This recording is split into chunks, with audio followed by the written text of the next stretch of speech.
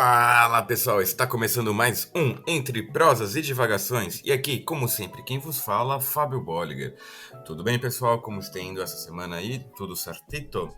E olha, do meu lado esquerdo, virtual, o meu castro colega Danilo Sanfelice. Como é que vai o meu castro amigo?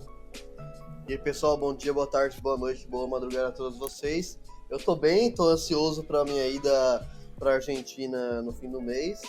Vou pra Argentina sem ingresso, tentar conhecer como que é o mercado de cambismo na Argentina, e é isso. E tirando isso, tô ótimo. Tirando a ansiedade, tô ótimo. É contra quem? O Semi mesmo? Boca Juniors, La Bombonera. Puta, meu amigo, meu amigo. O O senhor sabe. Palmeiras lançou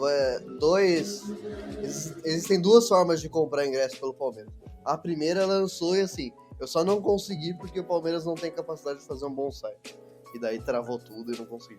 Se o Palmeiras tivesse um TI decente, eu teria conseguido. Pronto, eu ia só dizer que assim, um jogo na Bombonera é sempre difícil. Não importa o time, não importa nada. Jogar na Bombonera é sempre um grande desafio. Sem Mas sombra de bom, dúvida. Ainda mais o Palmeiras tem um problema histórico com o Boca. olha, eu e o Kleber Machado só dizemos uma coisa, duas coisas. Olha o Romarinho. É isso que eu digo.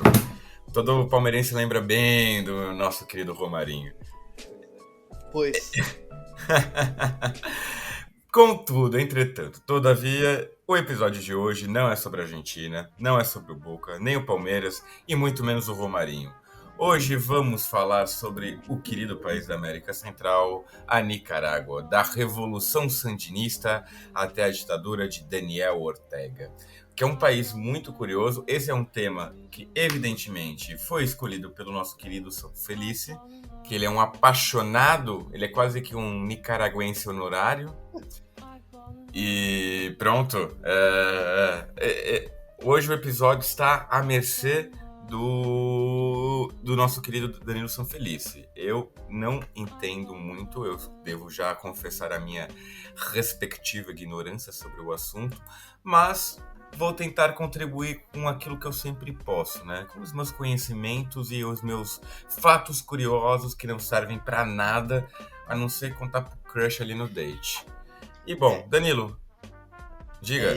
esse episódio tem uma coisa interessante porque a Nicarágua é um assunto que vira e mexe está no noticiário brasileiro, né? Já que hoje em dia é uma ditadura, de fato, o Daniel Ortega suprimiu a democracia lá. Só que é uma ditadura de esquerda, né? Com orientação inicialmente de esquerda. E por conta disso, o noticiário brasileiro adora colocar dia sim, dia também notícias sobre isso, porque o Lula, o PT historicamente sempre manteve um apoio a Daniel Ortega, e o Lula até pouco tempo atrás ignorava muito o que tá acontecendo lá, né? Então, tipo, falava, não, tem que... Colocava um discurso mais meio que apaziguador, assim, né? Sem criticar o país. Na última entrevista que eu vi do Lula, que daí sim ele falou, e ainda assim falou devagar, né? Falou, tipo, nós temos que prestar atenção no que está acontecendo na Nicarágua e tal. Porque por conta de pressão externa, né? Pressão política aqui no Brasil, e também né, fora do Brasil, ele resolveu dar o braço a torcer. Mas é interessante que é um país, embora pouco conhecido historicamente aqui no Brasil, é um país que está sempre no noticiário brasileiro. Inclusive eu tenho amigos fora da história, que são de direita e tal, que vira e mexe puxa assunto com isso sobre a Nicarágua comigo. E aposto que eles falham miseravelmente, uma vez que você é o maior entendedor de Nicarágua.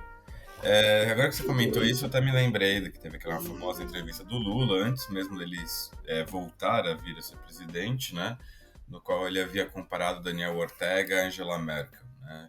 Só que foi uma comparação descabida, uma vez que a gente está falando de um sistema parlamentarista, né?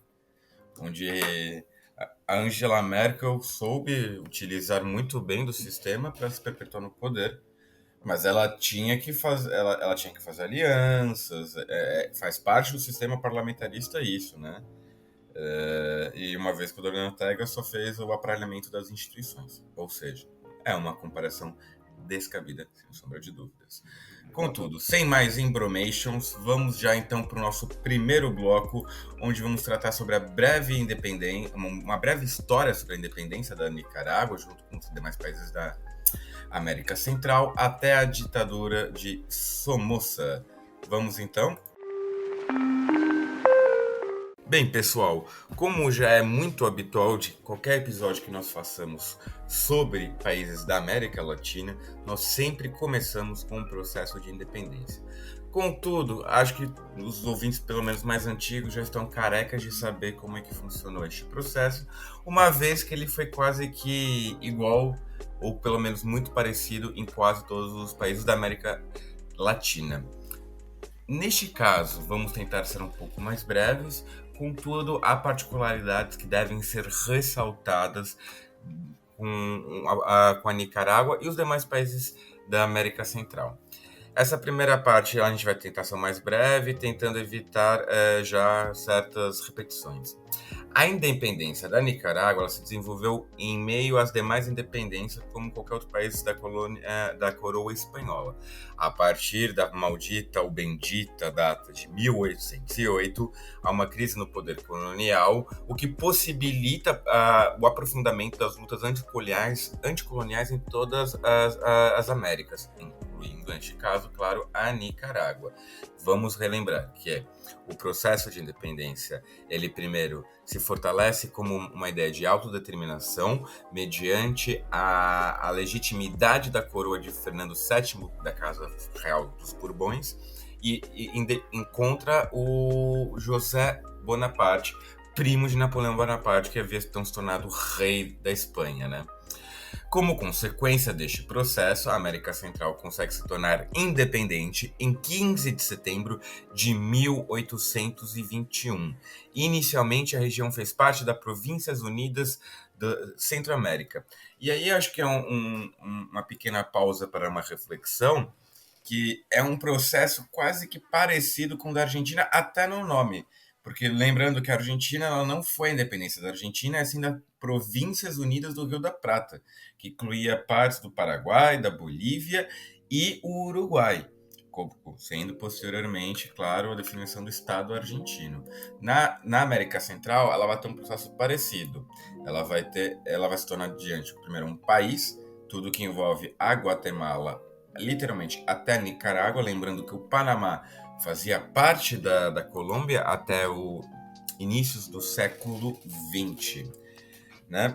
Contudo, como é comum em outras regiões da América Latina, essa união contou com uma forte instabilidade econômica e, mais que isso, política, com conflito entre as diversas correntes de pensamento que propunham diferentes caminhos a seguir.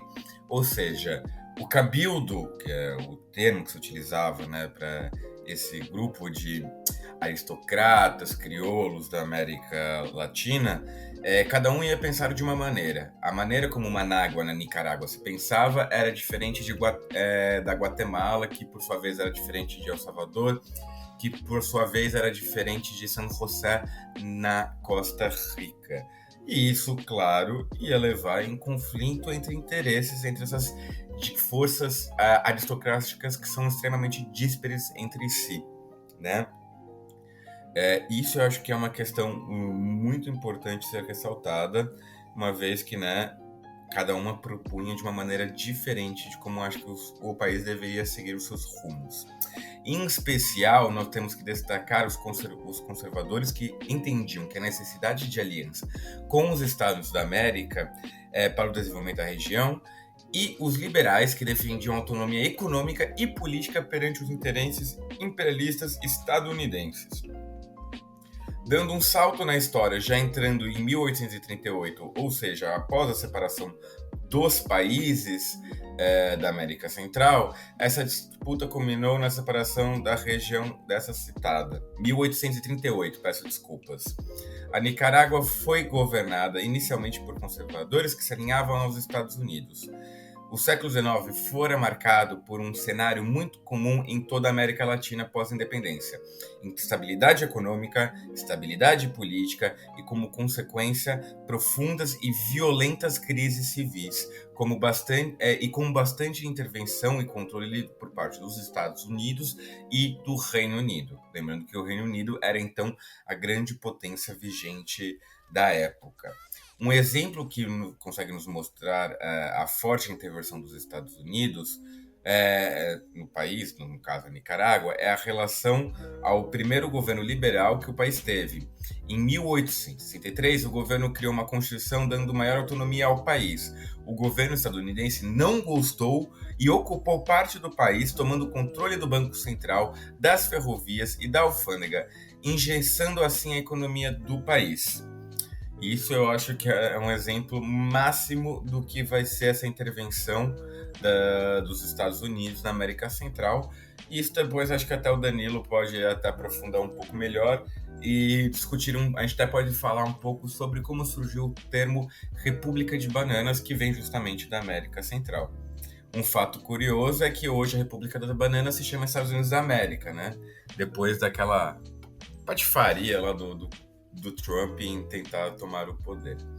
Mas agora vamos falar de dois personagens que são muito importantes, que é o Somoza, a família Somoza, né? Porque é uma família, não foi uma pessoa só, e César Augusto Sandino. Em 1925, iniciou-se um grupo guerrilheiro de cunha liberal para defender os interesses autônomos do país frente ao imperialismo dos Estados Unidos. Tal grupo era liderado por César Augusto Sandino. Tal movimento guerrilheiro obteve êxito em sua investida e conseguiu expulsar as forças estadunidenses do país. O grupo guerrilheiro fora desfeito por entender que agora o país poderia seguir o seu desenvolvimento de maneira autônoma. Contudo, em 1934, porém é evidente, Anastácio Somoza, esse que foi o primeiro Somoza, chefe da Guarda Nacional, deu um golpe de Estado e assassinando César Augusto Sandino. Tal golpe foi patrocinado, adivinhem por quem? Nada mais nada menos do que, claro, a República Centro-Africana, que é um grande inimigo da Nicarágua. Mentira, é óbvio que eu estou tirando sarro, foi óbvio que os Estados Unidos patrocinou esse golpe. Fiquem pasmados, chocados e passados. E desde então vai se instalar a ditadura dos Somozas, que vai perdurar até mais ou menos meados dos anos 70. E é aqui a gente já encerra essa primeira parte, onde no segundo bloco vamos dar continuidade, se aprofundando um pouco mais sobre a ditadura de Augusto Somoza e a Frente Sandinista de Libertação Nacional, com a figura de Carlos Fonseca. E claro, não podemos deixar de falar a posteriori de Daniel Ortega. Vamos então para o próximo bloco. Então, pessoal, esse primeiro bloco, portanto, foi algo mais direto, assim, né? Justamente igual o Fábio falou, para não ficar se alongando muito em independência, porque é um processo parecido com outros tantos que a gente já observou, ia ficar muito repetitivo, né? A gente já fez vários outros países da América Latina, da América Espanhola. Então a gente deu uma encurtada em relação a isso, mas trouxe o principal, na minha opinião, trouxe o óbvio, que é a forte presença dos Estados Unidos nas diretrizes do país ali. E no caso da América Central é ainda mais forte esse processo, é ainda mais evidente em Cuba, em El Salvador, na Guatemala. É um processo muito mais intenso do que já é o grande processo aqui na América do Sul, né? Então, aqui já a participação dos Estados Unidos já é muito violenta, lá, então, na América Central é um troço realmente beirando absurdo. E, além da questão do estadunidense, a gente também, o primeiro bloco foi importante para introduzir a ideia do Sandino, né? Porque ele foi um guerrilheiro liberal e, portanto, não era um comunista, né? Algo parecido com os libertadores da América do Sul e tal, Central também, que não tinha a ideia de comunismo, que mal tinha chegado alguma coisa disso no século XIX aqui, e antes na primeira metade do século XIX sequer existia essa ideia, né? Então eram liberais e que defendiam a autonomia da região, e no caso dele, por exemplo, a autonomia perante os Estados Unidos, né, por entender que conseguiu a independência perante a Espanha, mas ficou atrelado a outro país, economicamente e politicamente, como o Fábio muito bem descreveu nessa última parte, na primeira parte do nosso podcast. Então agora nessa segunda parte vamos focar na ditadura do Augusto Somoza, né? Assim como em muitos países latino-americanos, o governo dos Estados Unidos patrocinou o golpe de Estado não só patrocinou o golpe, como patrocinou a manutenção dessa ditadura, né? Para manter ela forte economicamente e também militarmente, né? Com o intuito de frear o desenvolvimento de ideias liberais que garantiriam uma maior autonomia econômica e, consequentemente, política para o país latino-americano.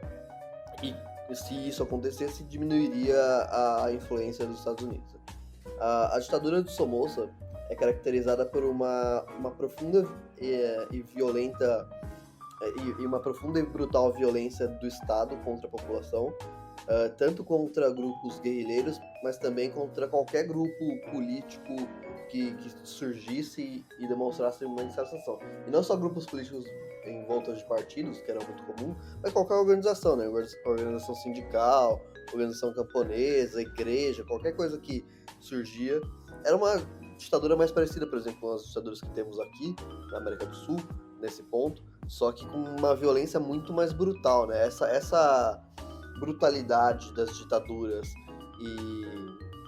e de intervenções estrangeiras na América Central é algo muito comum a todos os países. Por exemplo, se a gente um dia chegar a fazer um episódio sobre a Guatemala, os Estados Unidos banca uma guerra civil na Guatemala, que é uma das coisas mais violentas que eu já vi, assim, que eu já estudei. Então, a América Central também se caracteriza por uma violência de Estado muito forte. Pode ir falar, Fábio. Só queria fazer um pequeno complemento, já que você mencionou a Guatemala, que eu acho que é um exemplo que é muito bom para os nossos ouvintes, que deixa muito evidente sobre essa intervenção dos Estados Unidos e de como isso aflige o país. Para vocês terem uma ideia, a Guatemala só agora elegeu o primeiro presidente da esquerda das últimas décadas, sendo que até agora não conseguiram, o homem não vai conseguir assumir porque já estão querendo inventar um terceiro turno para ver se conseguem desbancar o homem, que ele era filho de um ex-presidente que foi exilado, se não me engano. Eu não vou saber os detalhes agora, mas é chocante até porque nós tivemos o golpe dos Estados Unidos na Guatemala em 54. 54, falando em termos históricos, foi literalmente ontem. Não foi algo que aconteceu já como na Nicarágua quase já 100 anos atrás. Não, ainda estamos falando de uma coisa que aconteceu há pouquíssimo tempo, né? Então, tá logo ali. Essa presença, essa ideia dos Estados Unidos é algo ainda muito forte no imaginário da América Central. Era somente essa pequena adendo que eu gostaria de fazer. Exatamente. A questão da Guatemala, esse candidato, inclusive, você falou, né, que o pai dele foi exilado e tal, e ele cresceu fora, acho que ele cresceu na Espanha, né, fez toda a educação lá e tal, e voltou agora. Ele é um cara de esquerda, mas essa esquerda é mais social-democrata, assim, né, que mostra como essa intervenção estadunidense é grande, porque mesmo uma esquerda que não é tão esquerda assim, né, já causa um furor absurdo no país. Não estamos falando de marxismo-leninismo, não. A gente está falando de social-democrata, que o Marx chamava de falsos socialistas. Exatamente. Então já mostra como que a esquerda foi endemonizada nesse país, por exemplo, especificamente a Guatemala. Guatemala é um caso, inclusive, muito interessante. Um dia a gente faz um episódio sobre eles. Mas continuando aqui na Nicarágua hoje, além da violência que acabamos de citar, a violência do Estado, muito profunda, a ditadura Somoza se caracteriza pelo que o Fábio falou agora há pouco, pela forte presença de familiares do general ditador em todo o aparato do Estado. Então ele ia empregando vários familiares em vários cargos estatais, inclusive o seu próprio filho na sua sucessão, né? Então a ditadura Somoza ela é bastante duradoura, questão de décadas, e pegou um caráter de dinastia, né? Porque o filho do ditador também continuou a ditadura, continuou como um ditador igualmente sanguinário e tudo mais. Então tem essas duas características que chamam muita atenção, né? Primeiro, uma violência absurda do Estado. Segundo, esse nepotismo, digamos assim, né? Esse caráter de dinastia mesmo. Passando então um pouco para frente, a gente vai falar agora sobre a Frente Sandinista de Libertação Nacional e a figura do Carlos Fonseca, um revolucionário muito interessante. Conforme a ditadura foi endurecendo, a revolta popular foi aumentando com o passar dos anos, e cada vez mais foi sendo possível observar novas frentes de luta pela liberdade do país. Sejam partidos políticos, obviamente clandestinos, sejam organizações sindicais, sejam organizações camponesas, muito comuns também nesses países da América Central, sejam organizações pastorais, né? A Igreja Católica na América Central tem um cunho forte da teologia da libertação, né? Então é um ramo da Igreja Católica bastante de esquerda, que também se colocava em luta, né? Então os bispos, padres e etc., os clérigos, né, da Igreja Católica que seguiam essa teologia da libertação tinham uma participação política muito interessante. No Brasil, se eu não me engano, Frei Beto era da teologia da libertação, né? E aqui na ditadura brasileira ele participou ativamente na luta, né? Frei Tito também, enfim. Então, durante o desenvolvimento da ditadura do Somoza, como consequência, além dos grupos guerrilheiros já existentes inclusive dentro de uma tradição histórica do país, outros grupos de políticos, etc., foram surgindo contrários à ditadura. Então, o povo se organizou profundamente nesse processo, o que seria determinante para o êxodo da Revolução algumas décadas depois. Dentre esses vários grupos, um desses grupos, especialmente guerrilheiros, se destacou bastante a Frente Sandinista de Libertação Nacional. Tal grupo foi fundado em 1961. A Frente Sandinista possuía uma orientação socialista. Portanto, além da tomada do poder para a derrubada da ditadura do Somoza, essa frente possuía uma orientação de ir além, né, de derrubar o capitalismo, pois entendia que se derrubasse apenas a ditadura, não ia acabar com as condições que o meio ali, né, que o capitalismo criaram para essa ditadura, né? Ou seja, a dominação dos Estados Unidos, a dominação da Inglaterra e tudo mais. Então a ideia da Frente Sandinista era acabar com a ditadura Somoza, mas entendia que a ditadura Somoza era consequência de um problema muito maior. Esse problema muito maior chamava-se capitalismo. Então, era uma ideia de arrancar o mal pela raiz mesmo e desenvolver uma lógica socialista ali. Algo muito comum naquele momento, né? Se você for analisar, a Frente Sandinista foi fundada em 61, 2 anos após da Revolução Cubana, que é logo ali, né, muito próximo da Nicarágua, e no mesmo ano da Bacia dos Porcos, né, ou seja, da invasão de contra-revolução dos Estados Unidos, que foi o momento posterior a essa invasão, onde Cuba se declarou realmente socialista. Então esse desenvolvimento da Frente Sandinista também acompanha o que estava acontecendo ao seu redor ali. O nome do grupo é uma homenagem ao líder liberal que a gente falou antes, que falamos no primeiro bloco, o Sandino, né? Que lutou também dentro de uma guerrilha contra a dependência aos Estados Unidos. Então tem essa clara homenagem, mas vai além, né? Porque o Sandino, como a gente falou, o Sandino era um líder liberal. A Frente Sandinista já era uma frente socialista. O fundador da Frente Sandinista de Libertação Nacional foi Carlos Fonseca. Antes de guerrilheiro, Carlos era um professor e bibliotecário. Isso também foi fundamental, porque ele era, dada essa formação, ele era bastante politizado e possuía já uma orientação marxista-leninista nesse momento. Rapidamente ele se destacou dentro do movimento, pois unia a teoria e a prática, algo parecido, por exemplo, com Che Guevara, né, que produzia bastante documento teórico, mas também colocava a mão na massa ali. E, obviamente, parecido com o Lenin, né? Que ele era um marxista-leninista. O Lenin, de fato, também era foi outro revolucionário que, além de colocar a mão na massa e lutar, ele também produziu muito texto teórico para o desenvolvimento do pensamento marxista, né? Então, o Carlos Fonseca, ele entra um pouco dentro dessa categoria, digamos assim, de revolucionário, por ser um revolucionário e teórico, né? Então, ele é tudo numa figura só, né?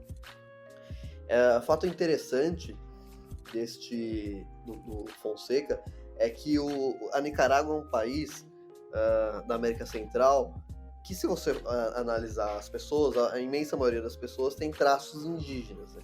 Então, a imensa maioria das pessoas da população, tanto naquele momento quanto hoje em dia, você olha a primeira coisa que vem à sua cabeça são povos indígenas. Ou seja, se você é uma pessoa branca lá, você se destaca no meio da multidão, né? E era justamente esse caso do Carlos Fonseca, né? O Carlos Fonseca, ele era, entre aspas, meio alemão, assim, né? Ele era bastante branco e com um cabelo um pouco loiro, assim, né? Alourado, né? Não era super louro, mas era alourado, assim. E dentro dessa multidão de nicaragüenses, ele se destacava claramente, né?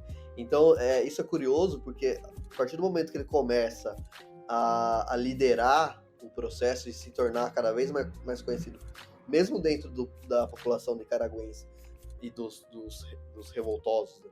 Mas também dentro da polícia, isso passa a ser um problema, né? Porque ele passa a ser facilmente localizado, né? Então não bastava ele se misturar na multidão para fugir, por exemplo. Porque mesmo misturado era fácil olhar o mar de gente ali e distinguir uma pessoa muito diferente ali, né? Um cara muito branco num mar de pessoas indígenas, são traços indígenas, né?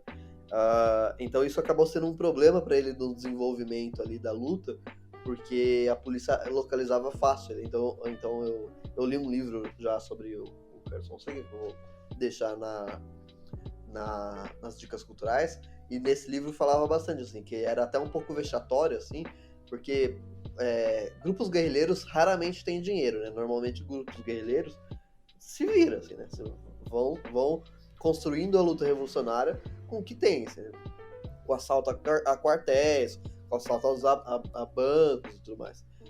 Então, é pouco provável que você vai encontrar um grupo guerrilheiro rico. E como consequência, a maneira como se achava para disfarçar o Fonseca no meio da multidão era uma coisa bem vexatória, assim, sabe? Aqueles óculos com nariz, aquelas coisas bem bizarras, assim. Mas que no fim das contas foi dando certo, né? Mesmo que difícil. Isso também impedia que o Carlos Fonseca fizesse aparições em públicos, por exemplo, palestras ou comícios, assim, porque ele ficaria em muito destaque, né? Daí ia ser muito fácil pegar ele. Qualquer agrupamento policial ou do exército já resolvia o problema ali. Então ele sempre passava discursos, por exemplo, para outros líderes de luta, para que esses líderes fizessem o discurso, aparecessem mais em público. Mas o discurso era dele, né? Uma dessas lideranças, por exemplo, é o Daniel Ortega, hoje ditador do país, né? Então, as questões do Carlos Fonseca curiosas são essas, assim, são coisas bastante destacáveis, né? Deixa eu ver. Então, isso eu já falei. Juntamente com essa questão da frente, do Carlos Fonseca, desculpa, a Frente de Libertação Nacional, a Frente de Libertação Nacional, ela passa a se desenvolver bastante, tal qual, por exemplo, o processo de desenvolvimento dela e da Revolução em si é bastante parecido com o que aconteceu em Cuba, né? Com a frente... Em Cuba é o Movimento 26 de Julho, né? Que é o tipo de luta bem parecido, né? Eles fazem um tipo de luta iniciando pelo campo, né? Então entende-se que o país é muito mais agrário do que industrial nesse momento e, portanto, desenvolve essa luta revolucionária no campo. Então esse início é todo no campo. Portanto, ela assume um caráter bastante camponês nesse desenvolvimento dela, Mas conforme foi crescendo, especialmente na década de 70 ali, onde já uma boa parte da população era favorável à sua luta, a frente conseguiu desenvolver grupos também urbanos, né, em indústrias, né, então operários, portanto, e isso também aconteceu em Cuba, né? Cuba também foi primeiro camponês e depois se tornou também urbano. Então é uma semelhança entre os dois processos revolucionários bastante interessante, assim. Que também não é por acaso, né? Porque o desenvolvimento dos dois países nesse ponto é bem parecido, inclusive com a influência dos Estados Unidos. O Carlos Fonseca é assassinado pela ditadura Somoza em 1976. Tal assassinato acaba dando um certo ânimo, né? Os livros que eu li em relação a isso deixam isso bem claro, né? Que a luta contra o Somoza já vinha de muitas décadas, a luta da frente já vinha desde 61, ele foi assassinado em 76, então já eram 15 anos de frente sandinista lutando ali, se desenvolvendo, e o assassinato do Fonseca foi meio que um estopim, assim, porque o Fonseca, naquele momento, era uma figura nacionalmente conhecida e nacionalmente querida. Era parecido, por exemplo, com o que se tornou, dentro do processo revolucionário, o Fidel, né? O Fidel, quando ele vai preso, acho que em 53, ele escreve a própria defesa e libera essa defesa para o público, né? De graça mesmo. Isso torna ele nacional, né? Ele se tornou uma figura nacional em Cuba naquele momento. Fonseca, ao longo desse desenvolvimento, desses 15 anos de luta, também se tornou um líder carismático e nacional. Então, quando ele é assassinado em 76, muitas pessoas que eram favoráveis à luta guerrilheira e à luta especialmente da frente sandinista, mas não participavam da frente, passaram a participar, né? Se radicalizaram e foram engrossar as fileiras da Frente Sandinista de Libertação Nacional. Então isso fez com que o contingente da frente aumentasse muito depois de 1976 e naturalmente desse muito mais força, né? Em 1979, a Frente Sandinista de Libertação Nacional consegue derrotar a ditadura Somoza, expulsa os militares e diplomatas estadunidenses do país e depõe toda a organização ditatorial, né? Vale ressaltar o que a gente falou lá no início, né? Que o Somoza derrotado aqui já não era aquele Somoza do golpe inicialmente falado pelo Fábio. Era o Somoza filho que deu continuidade à ditadura. Então, se o Fábio não quiser falar mais nada em relação a isso nesse bloco, vamos iniciar uma segunda parte. Pode encontrar?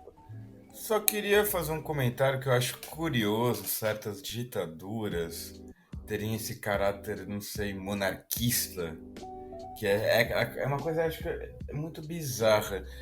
O exemplo maior atualmente que nós temos é o da Coreia do Norte, com a dinastia dos Kings, né? Desde o avô até o neto atualmente. Mas, por exemplo, tá tendo uma série de golpes na África, e o último golpe que se deu foi justamente no Gabão, onde depois o então presidente, que agora o Reim... não, deixa-me só dar uma procurada, porque é um nome muito aleatório para conseguir saber de cabeça, né? Mas enfim, o fato é o Ali Bongo. O Ali Bongo era filho nada mais nada menos do que o seu predecessor, calma lá que, olha, hoje tá difícil. Cadê o homem? O Omar Bongo, aqui, achei.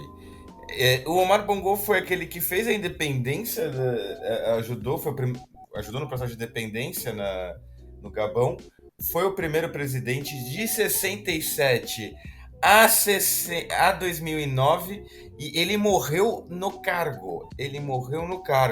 Teve um breve presidente, o Rose Francine Rogombé, que ficou somente alguns dias e depois passou o poder para Ali Bongo.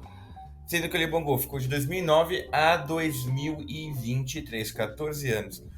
É bizarro, porque é uma coisa que eu não entendo, porque eles não decretam logo monarquia, botam uma coroa, pelo menos dá uma roupagem um pouco mais apropriada, já que, né, vamos fazer uma coisa de pai para filho. bota a monarquia, é mais fácil do que ficar com essa ditadura, pelo menos não fica com aquela falsa ideia de democracia, né? Só queria fazer esse comentário que é completamente aleatório, quase que não tem nada a ver com a Nicarágua, mas é um fato curioso que me deixou aqui a ligar meu tico com o teco. É verdade, mas é interessante esse ponto, porque no caso asiático, na Coreia, eu acho um pouco diferente, porque a construção histórica lá é muito diferente do Ocidente, né? Então, estabelecer paralelos democracia, essas coisas assim, é uma coisa muito ocidental, né? Então, beleza, Japão tem, mas Japão é outros 500. Mas então, o paralelo com o mundo asiático eu acho um pouco complexo. Mas na América Latina, no caso da Nicarágua, por exemplo, eu acho que tem uma explicação mais evidente, que se você pegar lá atrás, no início da nossa fala do primeiro bloco, há uma parte que mostra ali que haviam dois grupos políticos pós-independência, os liberais e os conservadores. E os conservadores defendiam a aliança com os Estados Unidos ali. Só que a aliança com os Estados Unidos, ela é muito se entregar aos Estados Unidos. Né? E essa galera defendia isso. Né? Então, provavelmente era uma galera que tava meio puta com a Espanha, historicamente e tal, mas que não tinha essa coragem de ser realmente independente, né? de achar que o país conseguiria ir para frente e tal. E daí defendiam entregar o país para os Estados Unidos, que é a mesma coisa. A dependência que o país teria ali com aquilo com os Estados Unidos era muito grande. Teve depois. Na marra, mas teve. Pronto. Então tinha esse processo de conservadores que eram meio que um semi-monarquismo, assim, né? Uma galera que meio que queria uma liberdade peronomútil, assim, né? Diferente dos liberais, já. Agora a África também é outros 500. Né? A África é outro processo diferente. Eu não diria que são outros 500, porque a África está culturalmente, estamos falando de algo mais fácil de se comparar. Claro, é evidente que a África é uma questão ímpar, mas se fizer uma comparação, eu acho uma comparação muito mais viável com os casos africanos do que o caso asiático. O caso asiático, de fato, é algo... eu não sei nem como explicar algo tão ímpar, porque, por exemplo, no caso da dinastia Qin, tem quase que um mito por trás da família, que ninguém ousa desafiar a pessoa com o nome Kim, e o Kim da família Kim, né? Não qualquer Kim, porque Kim é Silva na Coreia. Então é algo quase que messiânico, eu diria, talvez, sendo que já nas Américas e na África já não tem tanto esse caráter. E antes que venha alguém falar, mas em Cuba foi a mesma coisa, não. Cuba, o fato dos irmãos Castro passarem um poder para o outro é porque eles eram da mesma cúpula, do mesmo movimento. Porque os Castros tinham outros irmãos, tinham os outros parentes e ninguém assumiu nada.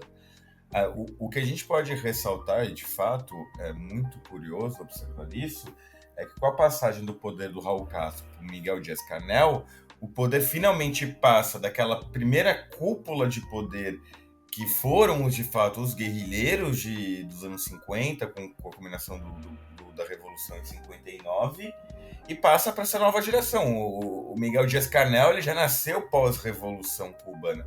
Ele já é um filho, um fruto direto da Revolução Cubana. Essa questão familiar já não é tão característica no caso cubano, né?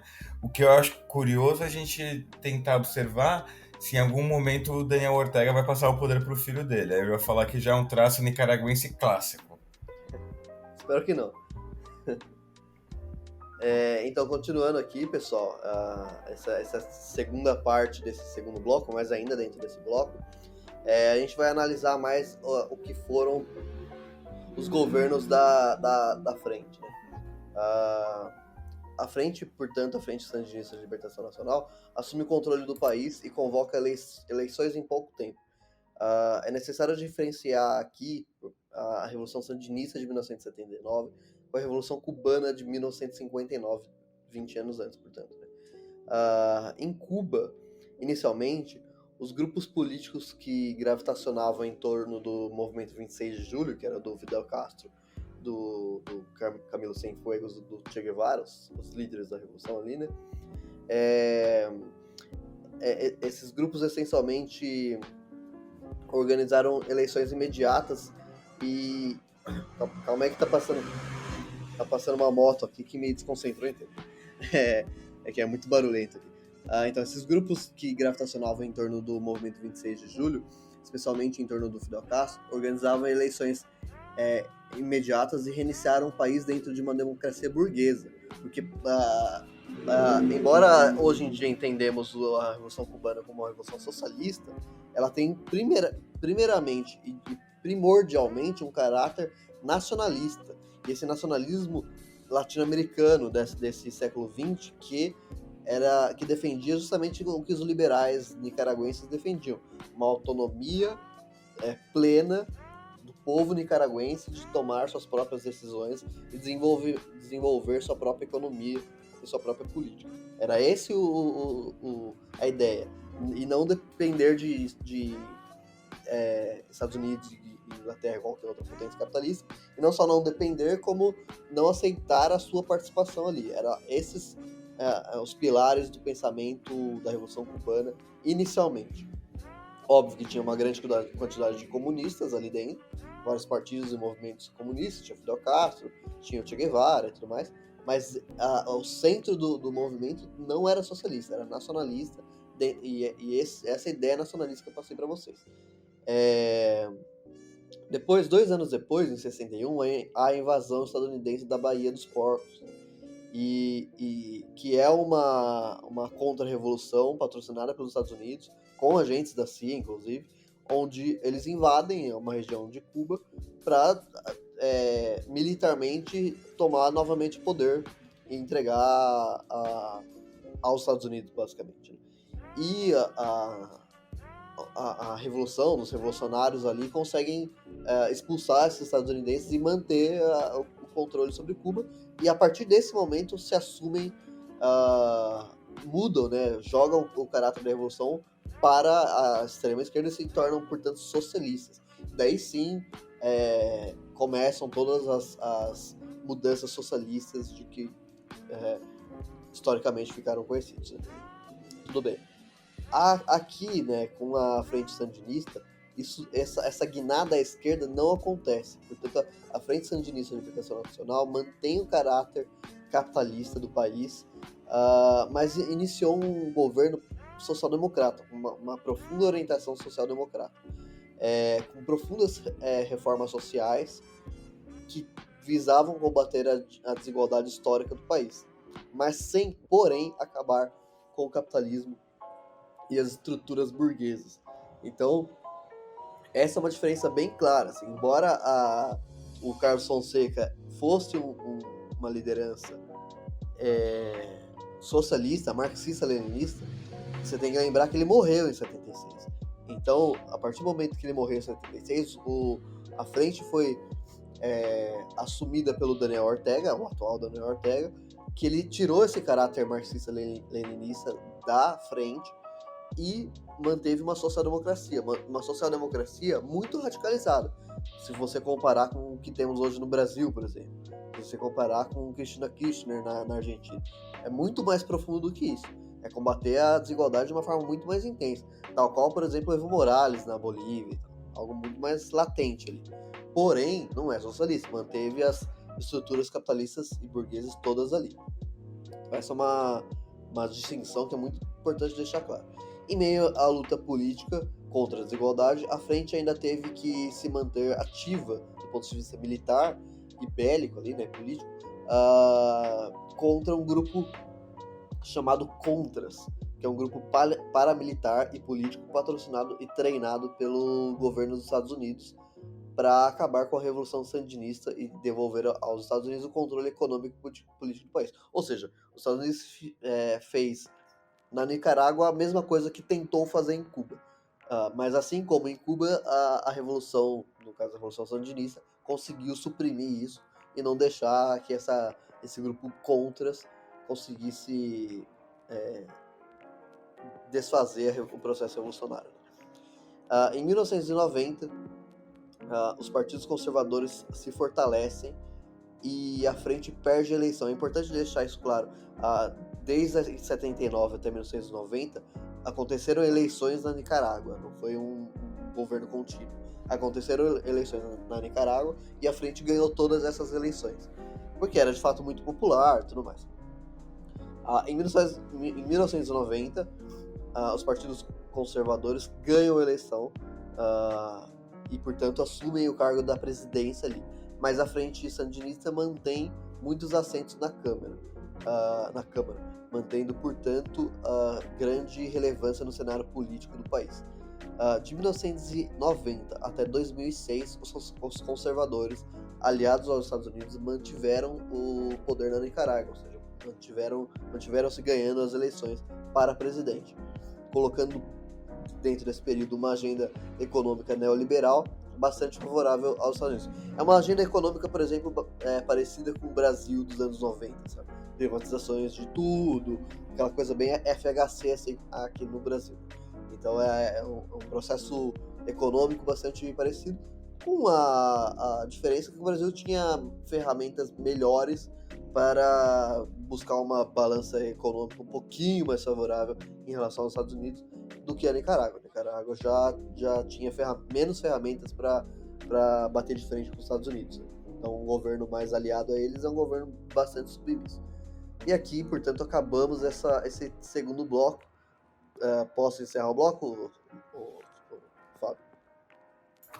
Por favor, sem nenhum comentário a fazer, uma vez que sua explicação foi mais do que perfeita. Eu quase falei assim, posso encerrar o bloco, Thiago? Eu pensei, não é Thiago, é Matheus. Não é Matheus, é Fábio, pô. Tô maluco. Não, você tá ficando velho, meu amigo, é só isso mesmo, a idade chega a todos. Na verdade é que eu não almocei, né? Então provavelmente é isso. Pronto. Fome também é uma ótima maneira de se ficar esquecido. Então, pessoal, agora vamos começar com o terceiro bloco, o terceiro e último de conteúdo, né? Depois só as dicas culturais. Então agora a gente vai falar sobre a eleição de Daniel Ortega em 2006 e a situação atual. Uma das principais lideranças da Frente Sandinista de Libertação Nacional foi eleito presidente da Nicarágua em 2006, recolocando a frente na liderança do país após 16 anos de governos conservadores e neoliberais, alinhados, portanto, com os Estados Unidos. Tal presidente foi reeleito em 2011 e novamente em 2016. O primeiro mandato de Daniel Ortega se assemelha muito aos anos 1980, com políticas públicas com o objetivo de novamente combater as desigualdades em um governo social-democrata um pouco mais radicalizado, mas ainda assim apenas social-democrata, com as estruturas capitalistas sempre ali, e burguesas, né, naturalmente, sempre ali fortes. Tal plano foi bem sucedido, tanto que ele foi reeleito em 2011 uma grande aprovação. O segundo mandato, porém, já começa a ser observado um certo desgaste. Primeiramente, temos que citar um fato importante, que é o que aconteceu em todo o mundo, né? Que é a crise capitalista de 2008, que chega à América Central já em meados da década de 10, desse atual século. E que coloca a economia do país em choque, como aconteceu em muitos países do mundo inteiro. Como consequência ao desenvolvimento de mais grupos contrários ao governo, especialmente em torno do inchaço do Estado, né? Algo parecido que, por exemplo, aconteceu no Brasil e na Argentina, e, sinceramente, em todos os países latino-americanos governados por sociais-democratas. Um ponto interessante dessa questão é que expõe justamente a dialética em volta da social-democracia, que, por exemplo, o Fábio citou Marx, né, falando que o Marx entendia a social-democracia como falsos socialistas, e que cai nisso que eu vou falar agora, é que as ideias sociais-democratas entendem que é possível acabar com a desigualdade social sem ter que acabar com o capitalismo. Ou seja, é possível chegar a uma igualdade plena ao mesmo tempo que estamos sob o capitalismo. Por isso, inclusive, que o Marx falava que era um falso socialista. Porque o fim é o mesmo, mas o caminho é completamente diferente e o caminho é impossível, né? Segundo diz o Marx, segundo diz, por exemplo, também a Rosa Luxemburgo, no livro muito bom que ela tem, chamado Reforma ou Revolução. Para isso, segundo os sociais-democratas, o Estado é inchado para conseguir desenvolver políticas públicas profundas, ao mesmo tempo que os grandes capitalistas ganham incentivos fiscais para se desenvolverem. Então é uma ideia de desenvolver os dois lados da moeda ao mesmo tempo. Algo que a gente aqui no Brasil conhece muito bem, um tal de Lula. Né? O Lula desde 2003 faz isso muito bem, mas né, com as consequências que nós estamos vivendo, né, desde então. Teoricamente... Quer dizer que o Lula não é comunista? Estou não chocado. Eu não jurava, eu recebi aqui na minha corrente do WhatsApp, do meu grupo de cornos da igreja, falando, olha, o Lula é comunista. Tá aqui no Zap. Pois é, eu gostei desse grupo, hein, Fábio? O Lula não é comunista, não é socialista e não é social-democrata radical, ele é um social-democrata de boa. Blazer. Ele não é... É o famoso tirem as crianças da sala, nem foge nem sai de cima. Exatamente. Nem caga, nem desocupa muito. Pronto, um momento comédia, descontração aqui no Entre Prosas e Divagação.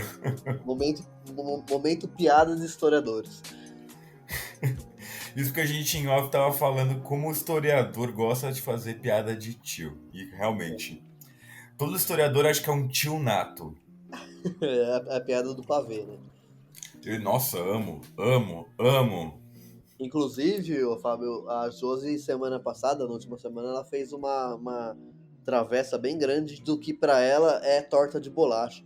E como pra ela chama torta de bolacha e pro resto do mundo chama pavê, eu fiquei fazendo a piada do pavê eternamente. Mas é a mesma coisa. Oh, meu Deus. Tu ainda fica tirando sal com a gaúcha, meu amigo. Cuidado. Cuidado que uma hora vai voar uma bergamota aí. Pois é, capaz. Deixa eu voltar aqui que eu já me perdi. Então, voltando à questão dos sociais-democratas, né, então o social-democrata, portanto, entende que é possível acabar com a desigualdade social ao mesmo tempo que se desenvolve o capitalismo, e, para isso, ele incha o Estado e, paralelamente a esse inchaço do Estado, ele dá incentivos fiscais aos grandes capitalistas. Né? Então, esse é o plano social-democrata. Teoricamente, portanto, ao agrado de todo mundo. Mas como o Marx disse e o Fábio também bem observou, o capitalismo ele tende a... Isso é muito bem demonstrado por Marx e muito bem demonstrado pela história. A história do capitalismo mostra isso. Assim, você não precisa nem pesquisar muito, você vai perceber isso. O capitalismo ele tem a tendência a criar oligopólios e monopólios. E de tempos em tempos, essas grandes concentrações de riqueza farão estourar crises econômicas. E isso aconteceu mais recentemente, em grande escala, em 2008, com a crise imobiliária nos Estados Unidos. Quando as consequências da crise econômica estadunidense mundial, as consequências chegaram a Nicarágua, esse equilíbrio de classes que a gente citou agora, desenvolvido pela social-democracia do Daniel Ortega, esse equilíbrio de classes foi desfeito, né? Porque, naturalmente, os capitalistas passaram a olhar o Estado nicaragüense como muito inchado, como gastos desnecessários, algo como o Sérgio Moro vive falando aqui no Brasil, e por consequências colocaram a culpa da crise econômica nesse ponto, né? O fato do Estado nicaragüense estar muito inchado, que legal, justiça social é linda na teoria, mas na prática alguém tem que pagar, todo esse discurso neoliberal, né? Que a gente está acompanhando também, inclusive com um tal de Milei na Argentina. Né? Para quem não ouviu, nosso último episódio foi sobre essa temática. Então, esses neoliberais, esses grandes latifundiários e grandes industriais, grandes bancos da Nicarágua, que a Frente Sandinista não teve cuidado lá atrás de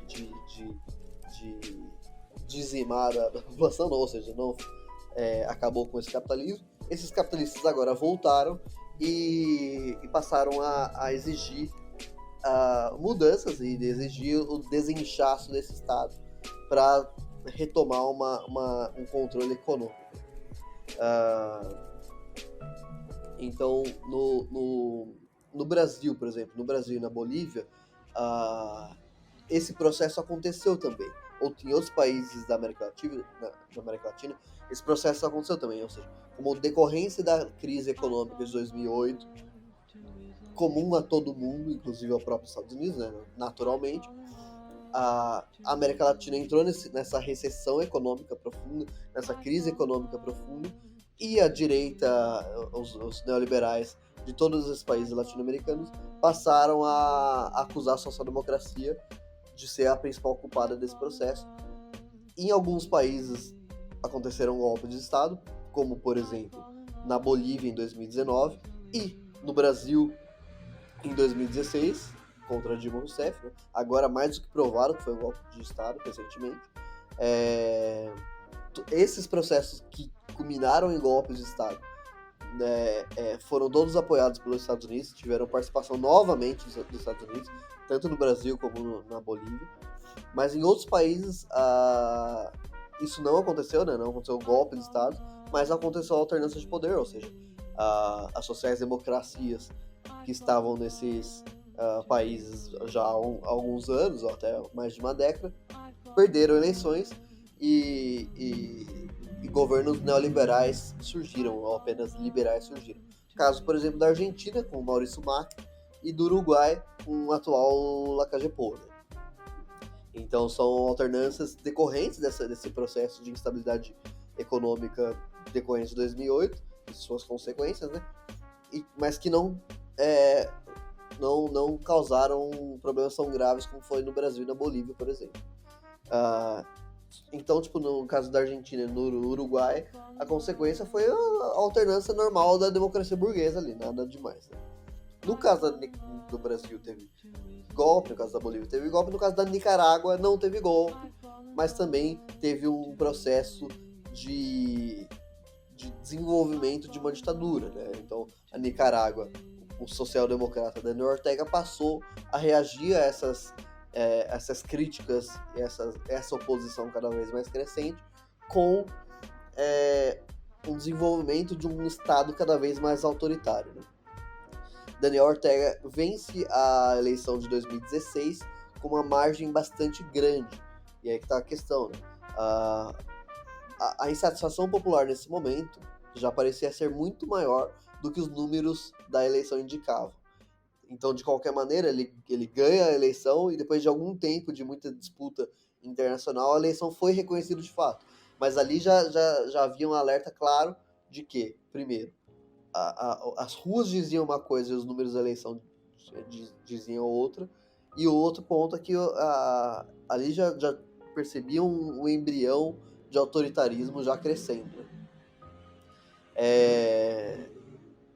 Como continuidade a isso, a esse processo, a eleição foi reconhecida mais de 2017 até 2023. As práticas do atual governo vêm se tornando cada vez mais autoritárias, mais violentas contra a própria população, com o objetivo, naturalmente, de suprimir qualquer oposição, fechar o país cada vez mais ao acesso de correspondentes internacionais. Aí estamos falando de uma imprensa, portanto, imprensa internacional sem acesso, e uma imprensa nacional cada vez mais amordaçada, né? As medidas vêm sendo tão drásticas que muitos sandinistas, ou seja, muitos ex-líderes revolucionários que lutaram junto com o Daniel Ortega lá atrás, nos anos 70, passaram a sair do governo e passaram para as linhas de oposição. Então, o Daniel Ortega conseguiu criar, por consequência, seu próprio autoritarismo, conseguiu criar, além de uma oposição de neoliberais e de capitalistas, conseguiu criar uma oposição de sociais-democratas e, naturalmente, de revolucionários à esquerda, né? Então, hoje em dia, o quadro político é de uma grande oposição muito ampla e de uma minoria ditatorial. Pode falar, Fábio. Eu acho curioso esse exemplo que você deu, porque, primeiro, eu acho que ele é um excelente exemplo de entender como até a própria esquerda, ela não é unânime e há grandes forças díspares dentro da esquerda. O caso do Daniel Ortega, ele é um exemplo maior porque ele vem dessa figura dos anos 70, da guerrilha dos anos 70, que ele é até visto como, uma certa forma, um ícone para a esquerda. É, já vi comentários de pessoas mais velhas, inclusive minha senhora mamãe, dizendo sobre as reportagens que apareceram na época, sobre a luta sandinista, e o como era bem quisto, bem visto, né? E essa transformação quase que bizarra do Daniel Ortega, de um herói guerrilheiro a um ditador perseguidor. Ele fez perseguições, como você muito bem mencionou, dentro da própria área da esquerda, não só da área da esquerda, como antigos aliados do Daniel Ortega, antigos companheiros de guerrilha do Daniel Ortega, que tiveram que ir para o outro lado, se exilaram ou foram presos, devido a essa perseguição sistemática que está acontecendo atualmente na Nicarágua. Um fato também que eu acho que é válido de ser ressaltado é que já houve comentários por parte de líderes, chefes de estados de países latino-americanos de origem esquerda, de orientação à esquerda, como, por exemplo, Alberto Fernandes da Argentina e como Boric do Chile, a condenar as perseguições que estão ocorrendo na Venezuela, ou reclamando por eleições limpas, transparentes e com observadores internacionais. O Boric, eu acho que até podemos dar uma colher de chá, que já virou uma coisa típica do governo dele na área das relações internacionais, tentar criar uma separação de uma esquerda democrática para uma esquerda mais à moda totalitarista, como é também um outro caso mais exemplar da Venezuela, que o Boric reclamou justamente aqui, ou melhor dizendo, lá em Brasília, quando tivemos aquela reunião de todos os chefes de Estado da América do Sul. Uma última coisa que eu também gostaria de ressaltar dentro dessa atual perseguição é que ela é tão abrangente que ela está chegando a pegar até mesmo os setores mais, digamos, progressistas e mais bem aceitos por toda a sociedade, que é nominalmente a Igreja Católica. A Igreja Católica, como o Danilo muito bem mencionou, na América Latina, ela tem muito um viés da teologia da libertação, que é uma vertente à esquerda da igreja, muito forte na América Latina, e principalmente a Igreja Católica, dentro do contexto latino-americano, sempre teve um papel de um intermediador, né? Em casos de conflitos políticos ou sociais, a Igreja Católica sempre entrava ali como uma figura para fazer uma intermediação e tentar justamente apaziguar. Fato é que essa perseguição na Nicarágua chegou à própria Igreja Católica, chegou a ter um rompimento de relações diplomáticas entre a ditadura do Ortega com a Santa Sé, chegou a prender-se bispos que chegavam a mencionar, a fazer falas e atitudes contra o governo, contra o regime, principalmente contra a figura do Daniel Ortega. Então isso eu gosto de utilizar, porque ela está em tamanho nível de perseguição que já está fugindo dos moldes de um regime totalitarista típico latino-americano, seja ele de esquerda ou seja ele de direita. Acho que é só esse pequeno complemento que eu gostaria de fazer. Peço desculpas por interromper a sua excelente fala, meu castro amigo. O Fábio tem essa mania de pedir desculpas, sendo que ele é participante nato do podcast, né? Parece que ele é convidado. Mas é isso. Fique à vontade para me interromper, velho. Só para falar que seus olhos são lindos, meu amigo. Até porque agora é uma troca de carícias, até porque as pessoas gostam muito da sua voz. Você tem fãs clubes com a voz do Fábio. Gente, mandem mensagem. Eu posso gravar áudios, viu? Com pequeno custo de 100 euros. Uma taxinha. Não, que isso? Um eurinho, são o quê? R$5? Um eurinho. Mando áudio, mando parabéns, gravo caixa de voz. Só não faço telesexo, de resto tá tudo. Pra quem é dos anos 2000, sabe muito bem o que eu tô falando. Essa geração atual, acho que nem sei se tem mais essas coisas. O Orelhão Provavelmente. nem tem mais. Orelhão não tem mais. Mas eu vi recentemente um daqueles carros que são. Carro, que é pra isso, né? Um carro de trabalho, que é de passar mensagem, tá ligado? Tipo, chega na casa do Fábio e fala assim: Ah, a senhorita Manuela quer desejar feliz aniversário pro Fábio, dizer que ama muito, e daí começa a cantar uma música, declamar. Ah, sim. Isso ainda tem. Na pandemia teve um na minha rua também, eu me lembro. Ah, mano, foi hilário. Foi É muito. hilário. Isso devia ser um patrimônio imaterial brasileiro. Eu também acho. Eu vi um recentemente na rua, velho. Só que eu tava dirigindo e não podia tirar foto, mas eu achei muito divertido. Pronto, se der tudo errado na minha vida, para além do podcast, eu posso dirigir esse carro, trazer essa pequena parte do Brasil para aqui para Portugal, quem sabe. Exatamente, exatamente. Seria uma boa. Agora voltando aqui pro podcast, além do que o Fábio falou, né? Desde 2022 existem bastante relatos de ex-companheiros de Daniel Ortega que lutaram ao seu lado na Revolução de 1979 e que foram presos por expressarem suas discordâncias em público, né? Com o governo e diretamente com Daniel Ortega. Então, além de tudo que já foi mencionado, que são todos absurdos, prender também ex-companheiros de luta, né? Uma coisa meio bizarra. Mais recentemente, aliados políticos de outros países passaram a demonstrar preocupação com o rumo ditatorial do Brasil, mesmo que timidamente. E aqui estou citando indiretamente Luiz Inácio Lula da Silva, né, que, como falamos,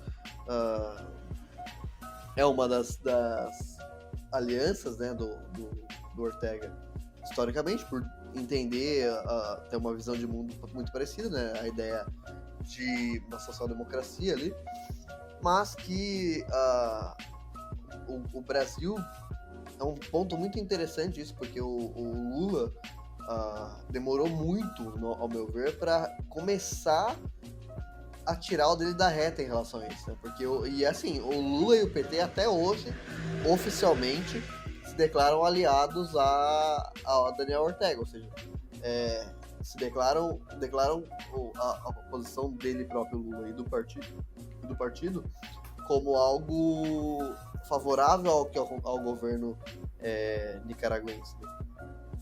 E isso é bastante problemático. Mas uma vez que o Lula voltou ao poder no Brasil, né, a pressão para lidar com isso de uma forma mais condizente com os fatos aumentou muito, né? Então, isso passou a ficar cada vez mais no noticiário brasileiro e tudo mais. Então, o Lula vai participar de algum evento internacional, sempre perguntam isso para ele, e as respostas estavam causando muito furor aqui mesmo, né? Negativo, claro. E recentemente o Lula falou que expressa preocupação com os rumos da Nicarágua. Que assim, não é uma super crítica, mas pelo menos já foi um avanço, assim, né? Porque. Pode falar. Danilo, desculpe, só fazendo mais uma interrupção, já que a gente comentou agora sobre a política do Lula com a Nicarágua, eu queria comentar isso contigo. Eu entendo a aliança histórica que o PT possa ter com o movimento sandinista, mas na atual conjuntura, onde o Lula se encontra chefe de Estado, não valeria, e com a crítica que se há por parte da direita, não valeria mais a pena ficar quieto do que ficar tecendo comentários sobre a ditadura da Nicarágua, sejam eles positivos ou negativos os comentários? Eu acho que seria melhor fazer igual o Boric faz no Chile. Assim, sabe?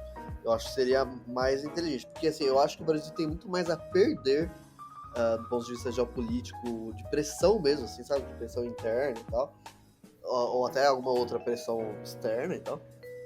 Do que a ganhar com o apoio à Nicarágua em relação a isso. Não acho que o Brasil tem muito a ganhar em relação a esse apoio, sabe? Diferente, por exemplo, da Venezuela, porque a Venezuela ainda tem muito petróleo, né? Então a Venezuela... E é nosso vizinho, nós temos que conversar com os nossos vizinhos. Justamente. Então, até economicamente, a Venezuela tem muito mais culhão para negociar ali, tá? Então, fazer como se seja político, mas fazer um ataque, entre aspas, ao governo nicaragüense, ao venezuelano, é mais complicado. A Nicarágua já não tanto. Então, eu acho que o Brasil tem muito mais a perder do que ganhar insistindo nisso. Mas o que o PT afirma é que a Nicarágua não está tão assim, e os problemas da Nicarágua são consequências dos ataques imperialistas estadunidenses. E assim, os Estados Unidos possuem ataques vigentes contra a Nicarágua. De fato, a política imperialista estadunidense continua. Mas não dá para negar, porém, que a Nicarágua, o Daniel Ortega, reage de uma forma ditatorial a isso, né? Então, uma coisa não anula a outra, né? Então, não é porque os Estados Unidos de fato é imperialista e faz lá políticas imperialistas, que são bastante desonestas e tal, não quer dizer que a Daniel Ortega não esteja errando também, não esteja matando o próprio povo, né? Então, uma coisa não justifica a outra, né? Exatamente. Então, na minha opinião, o Lula erra bastante nisso. Mas o Daniel Ortega parece não se importar com tudo isso, e ao que parece, a Nicarágua realmente continuará vivendo essa nova ditadura. Né? Mais uma em sua história. Né? Por mim, fechamos, Fábio, e por você. Olha, acho que podemos fechar, conseguimos percorrer pela história da Nicarágua de uma maneira muito tranquila, rápida, o que nossos ouvintes sabem que isso não acontece com tanta frequência, né? É uma luta. E pronto. Foi bom fazer esse episódio, gostei. Primeiro porque ouvir você falando de um assunto que você gosta e entende, cara, que coisa gostosa, que delícia ouvir a sua voz. Muito obrigado. Vou gravar mensagens também. Por favor, no meu aniversário eu quero uma mensagem bem picante sua, por favor. Pode deixar. Isso aqui já tá começando a virar um amor que logo logo a Josi vai começar a interferir no podcast, acredito eu. É verdade. E bom, sem mais delongas, vamos então para nossas dicas culturais. Então, pessoal, agora, encerrados os blocos de conteúdo, né? Vamos falar sobre as dicas culturais. Eu tenho duas aqui. É um assunto que eu gosto muito, muito mesmo. Dos assuntos de revolução, assim, do século XX. É a segunda revolução que eu mais gosto e que eu mais sei. Então, eu vou deixar dois livros aqui. Um, da editora Unesp, uma coleção de revoluções. A coleção chama Revoluções do século XX. Tem do mundo inteiro e tem de todos os países da América Latina, inclusive os que não conseguiram êxitos revolucionários, mas mostra os processos ali.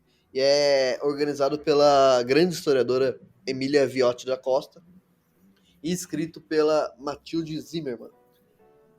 Então o nome do livro é Revolução Nicaragüense, da editora Unesp. Muito, muito bom. Um livro curtinho, tem 160 páginas.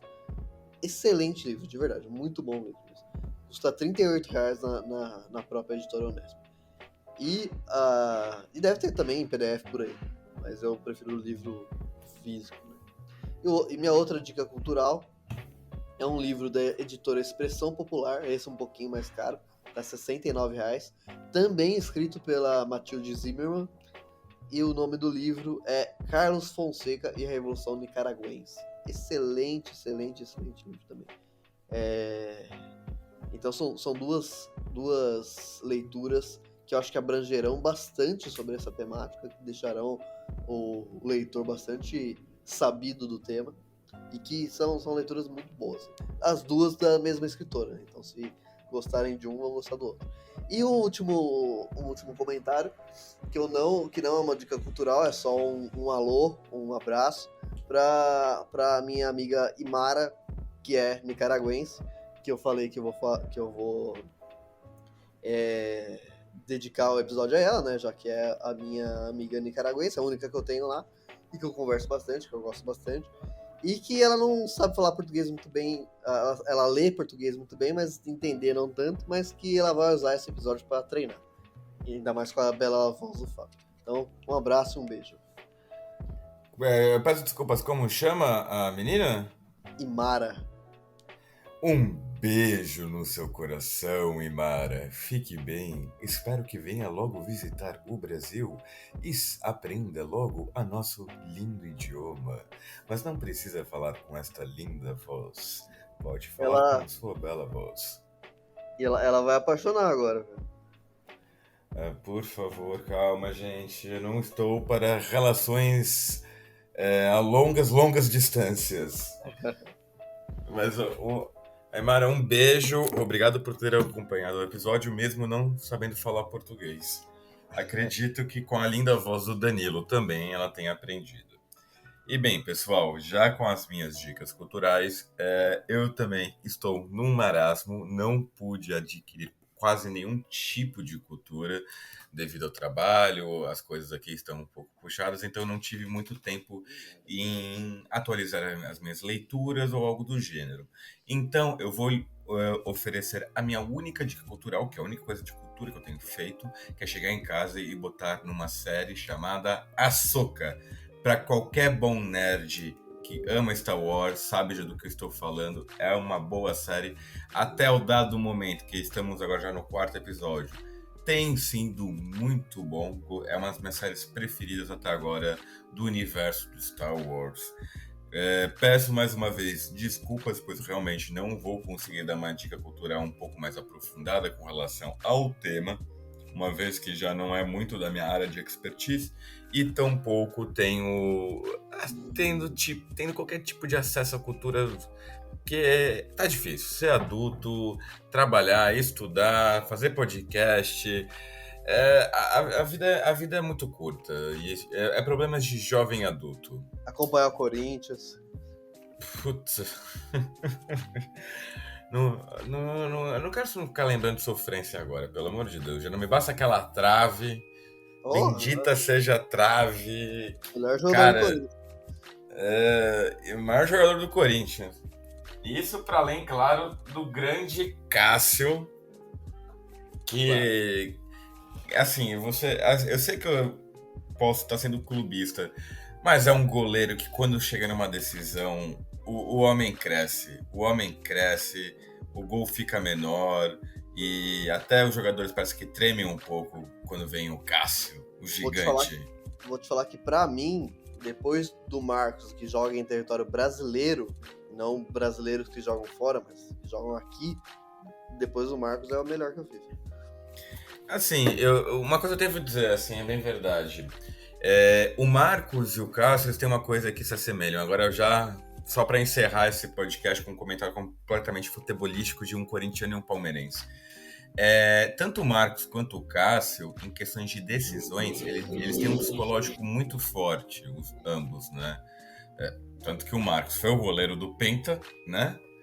O Marcos estava, assim, num bom auge técnico também naquela época, mas ele tinha um psicológico que é difícil de se ver em certos goleiros.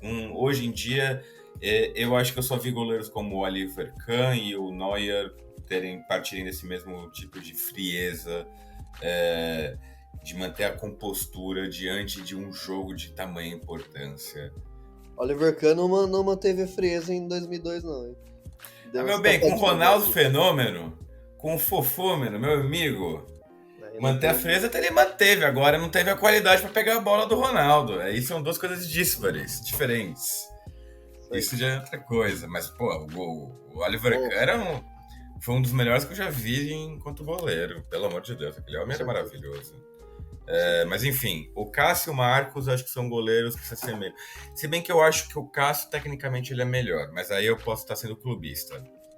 Tá maluco? Que é o momento que a gente sai na mão agora, virtualmente. Nada, na mão com você, só pra te dar um abraço, meu amigo. É isso. E bem, pessoal, sem mais delongas, chegamos a mais um fim de episódio.